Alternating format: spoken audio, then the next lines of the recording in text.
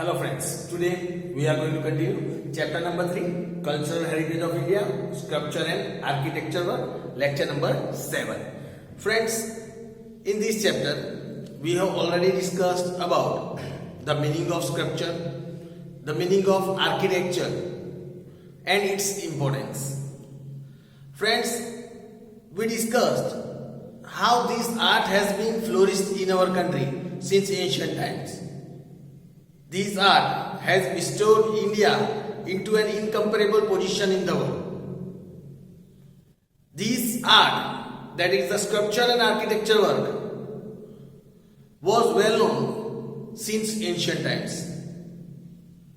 Friends, after understanding the meaning of sculpture and architecture, in this chapter we discussed about the ancient town planning, how accurate and the systematic was the planning of ancient town. The whole town was fortified for the security purposes. The whole town was divided into 3 sections. The topmost part was reserved for the fort of the rulers, that is the citadel of the rulers. The upper part of the town was reserved for the administrative officers, and the lower part of the town was reserved for the common people, which houses were made of handmade bricks. Friends, we also discussed about Mohenjo-daro and its town planning, in which we discussed about the houses of Mohenjo-daro, the roads of Mohenjo-daro, drainage system, public bath and public building of Mohenjo-daro. We discussed how this town planning was important and well known in the architectural point of view. We also discussed about the ancient civilization, that is Harappan, Dholavira and Lothal. Friends, in the previous lectures we discussed about the pillar inscriptions and the stone inscriptions. In pillar inscription we also discussed about the Sarnath pillar. We also discussed about the stupas and its various parts in our previous lecture. Friends, today we are going to discuss on the cave architecture. So friends, let us start with the cave architecture in ancient India.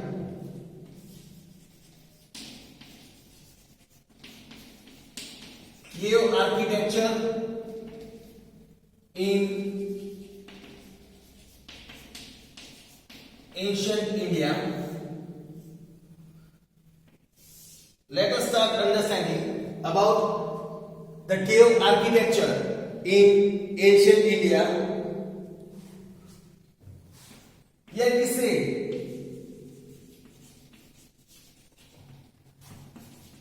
cave architecture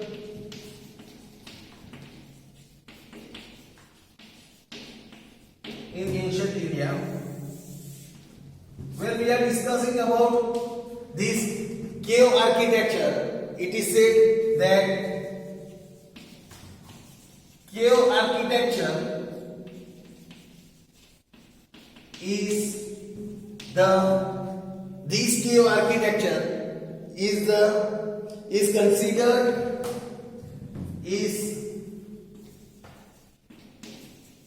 considered as the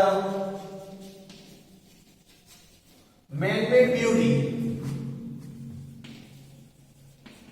It is considered as the man-made beauty, or we can say man-made place of beauty.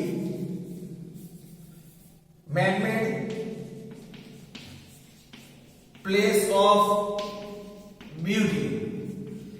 Cave architecture is considered as the man-made place of beauty because this place is just a cave, but man with his talent and skill has made this place beautiful by his architecture work, and that is why it is said that this cave architecture is considered as a man-made place of beauty.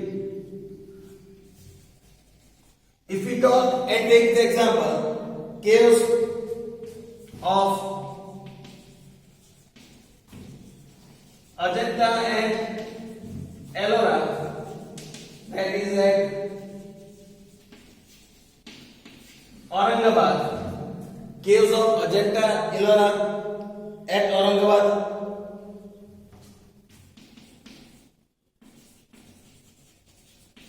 Elephanta Caves near Mumbai. Elephanta Cave is also example, that is near Mumbai.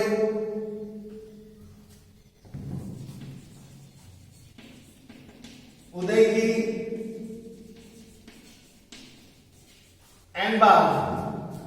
Udaygiri and Bagh near Gwalior. Udaygiri and Bagh near Gwalior.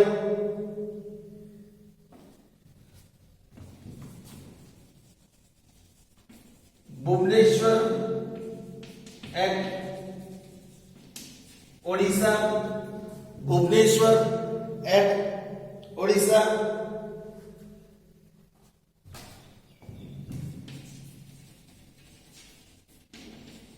Khandagiri and Nilgiri. Khandagiri and Nilgiri are the famous specimens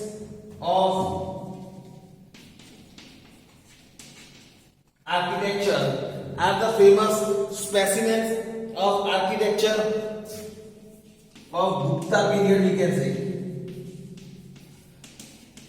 of Gupta period. These cave architecture specially flourished at the time of Gupta age. The caves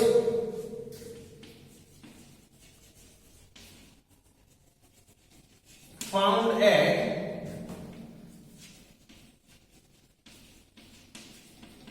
Cambodia, the caves found at Khambaridan near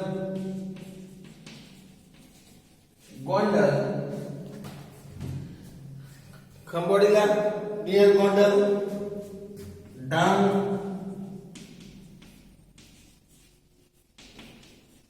that is near Rajkot. The cave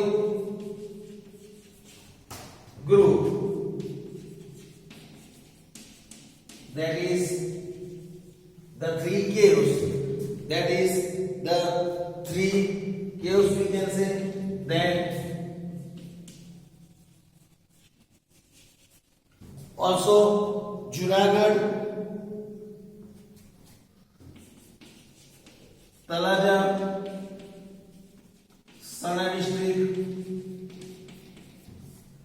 Talaja, then Sana, that is in Sana, this is located in Una district. It is located in Sana, is located in Una district, where a special and good quality of architecture work can be seen. So friends, here these all are the examples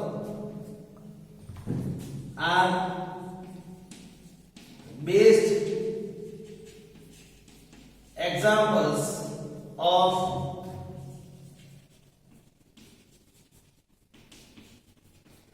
cave architecture, are the best example of cave architecture in Gujarat. These are the best example of the cave architecture that is in Gujarat.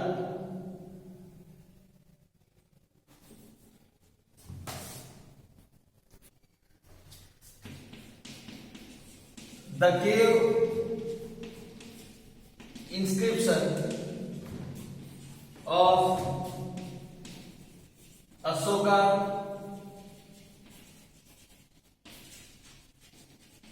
have been found. The cave inscription of Ashoka have been found carved, that is on the walls, of the four caves, that are carved on the four caves of, we can say, Barabar caves,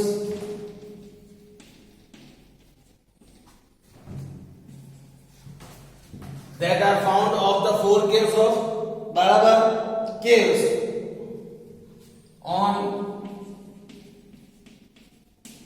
Barabar mountain. Friends, here we see the cave inscription of Ashoka that has also been carved on the walls of the four caves of Barabar caves that are located on the Barabar mountain, that is 16 kilometers from Gaya. That is located from 16 kilometers from Gaya. This describes the work of charity done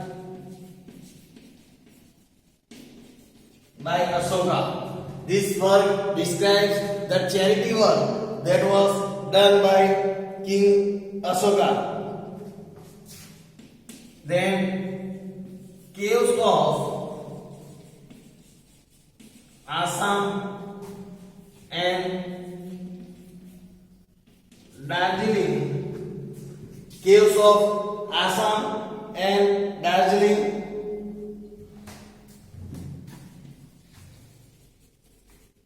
Sudama caves of Bihar. Sudama caves of Bihar and caves of Sita also belongs to the, and caves of Sita also belongs to the same period. Also belongs to the same period. So friends, here it is said, some examples are given. The caves of Assam and Darjeeling, Sudama caves of Bihar, caves of Sita, these all belongs to the same period, that is the Gupta period. Here we can see these caves which are normal, the caves man has done the architecture work and increase the beauty of this cave through this architecture work. Friends, after understanding the cave architecture of ancient India, now let us understand about the cave architecture of Gujarat. Let us understand about the caves of Gujarat. Friends, now let us understand the caves of Gujarat. We will have the information about the caves of Gujarat, friends. Let us start with the first understanding about, if we talk about the caves of Junagadh.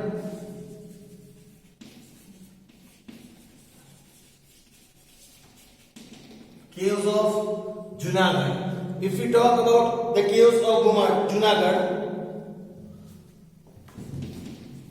there are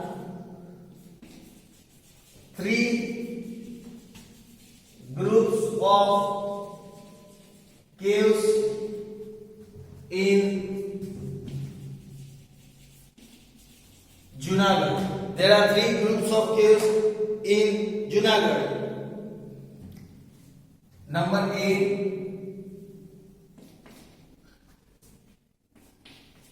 Let us start with the first group, that is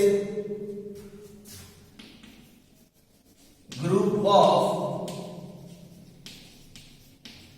Baba Pyara caves. Group of Baba Pyara caves.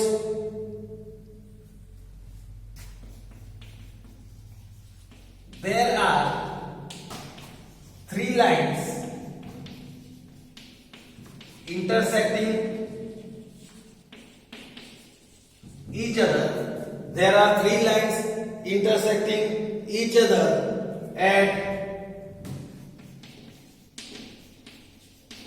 right angles. In the case of Baba Pyara, there are 3 lines. They are intersecting each other. There are total 16 caves. There are total 16 caves. Out of them, 4 are in first line. Out of 16, the 4 of them are in first line.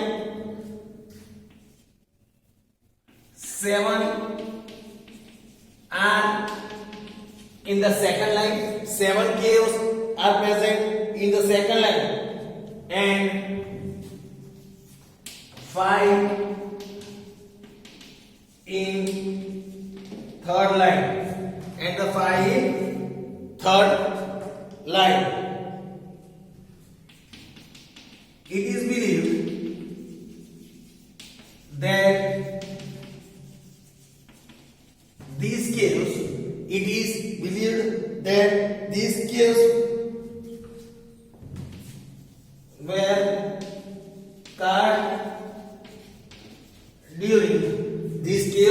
were carved during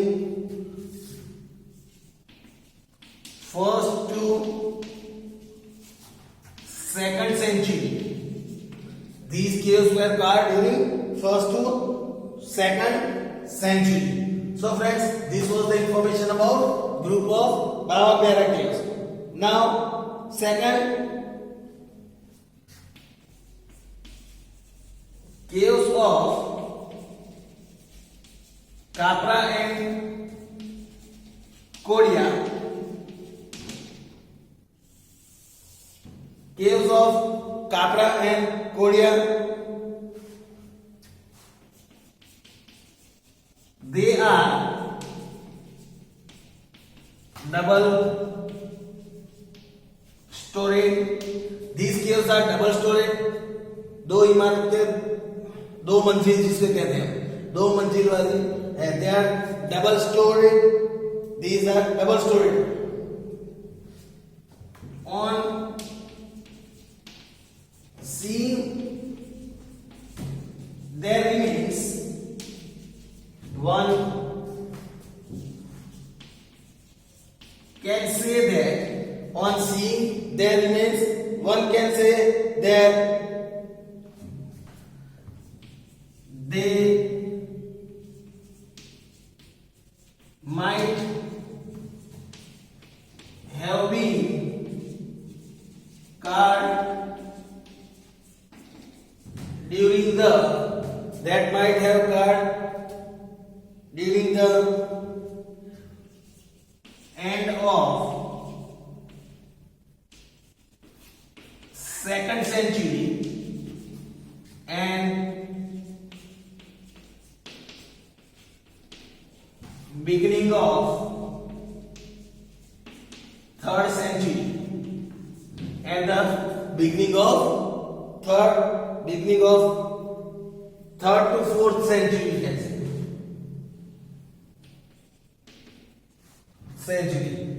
Friends, these caves are Kapra Kodia caves. On seeing it remains, one can say that these caves are double stores. Now, after looking this, on seeing these remains, one can clearly say that these might have been carved at the end of the second century and the beginning of third to fourth century. So friends, let us understand about the third group, that is the caves of Kund. Let us understand about the sea, that is the cave of Kund. About the caves of Kund. These caves, we can say, these caves had floors. These caves had floors in it. These caves might have been cut in 3rd century. These caves might have been cut in the 3rd century. There are 20 pillars. There are 20 pillars as well as, and they are in ruin now. They are totally in ruin now. Means almost they are about to destroy in the present time, we can say. So friends, this was the information about the caves of ancient India and the caves of Junagadh. We will continue about the caves of Gujarat in our next lecture. Thank you.